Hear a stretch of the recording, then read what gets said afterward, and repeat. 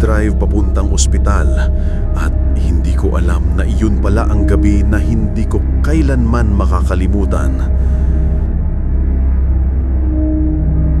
Isa akong nursing student, kasalukuyang nag-i-intern sa isang pampublikong ospital.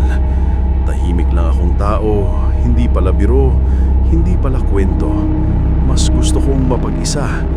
Wala naman akong problema sa pag-aaral at bagaman hindi ako madalas magdasal, sinisiguro kong hindi ako gumagawa ng masama. Ngunit sa gabing iyon, parang may gustong ipaalala sa akin ang langit. Biglang bumuhos ang malakas na ulan, basang-basa ang paligid at ang mga kidlat ay parang naglalabanan sa langit. Dahil mahirap mag-commute at suot ko pa ang aking puting uniforme, napilitan akong hiramin ang lumang sasakyan ng aking mga magulang. Malayo ang ospital mula sa bahay namin at dahil malapit na akong malate, naisip kong dumaan sa isang shortcut. Isang daan na halos walang dumaraan kapag gabi. Madilim doon, walang poste ng ilaw, puro talahiban at punong nakayuko sa daan.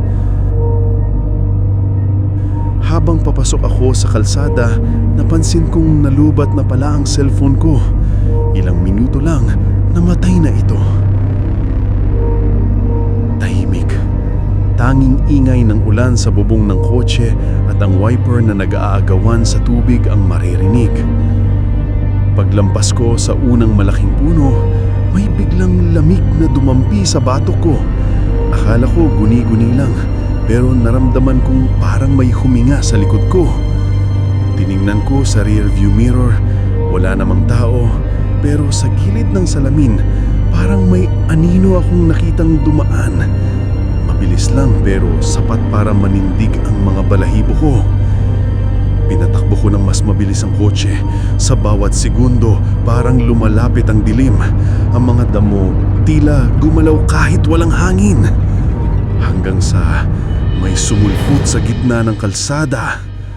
Isang babae, basang-basa, nakaputi at nakayuko.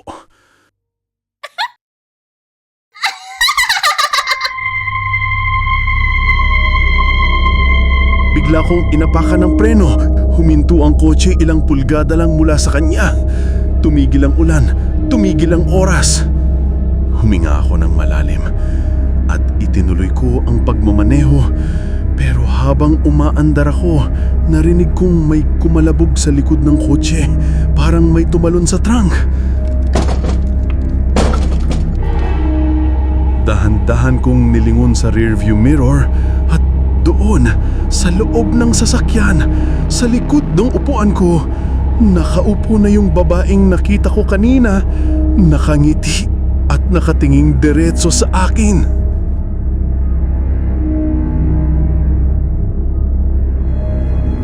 Hindi ako makapaniwala sa nakita ko. Ang babaeng nakaputi, basang-basa, ay nakaupo sa likod ng kotse. Nangangiti at nakatitig diretso sa akin.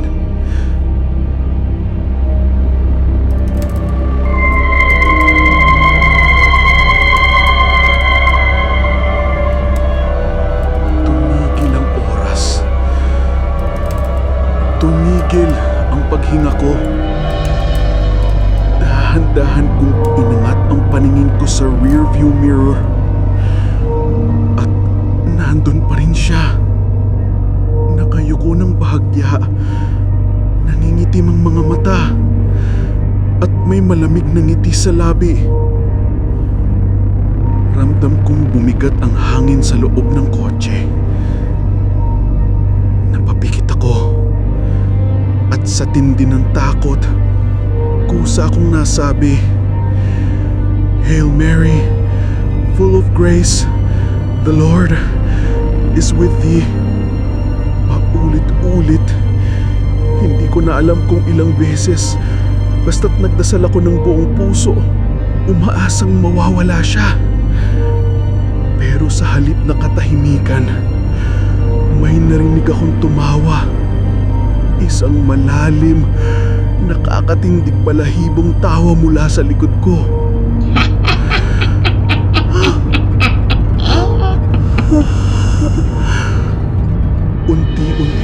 lumapit. Ramdam ko ang hininga niya sa likod ng tenga ko. Malamig, mabigat, parang may kasamang hangin ng libingan. At sa mismong tabi ng tenga ko, bumulong siya. Hail, Mary, full of grace.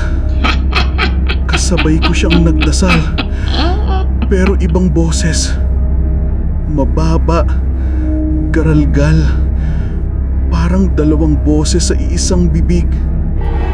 Habang sinasabi kong, Holy Mary, Mother of God, naririnig ko siyang sumasabay, pero may halong tawa. Holy Mary, Mother of God.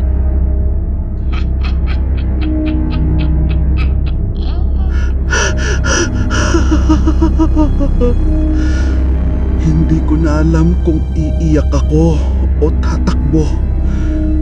Pero sa sobrang takot, pinili kong hindi idilat ang mga mata ko hanggang sa maramdaman kong nawala ang lamig. Pagdilat ko, wala na siya. Basang-basa ang upuan sa likod. Parang may umupo. Pagdating ko sa ospital, nanginginig pa rin ako. At nang ikinwento ko ang nangyari, napatingin sa akin ang senior nurse. Dumaan ka ba sa may shortcut? Tumanggo ako. May babaeng nurse na namatay doon. Bago siya mamatay, paulit-ulit daw siyang narinig na nagdadasal ng Hail Mary.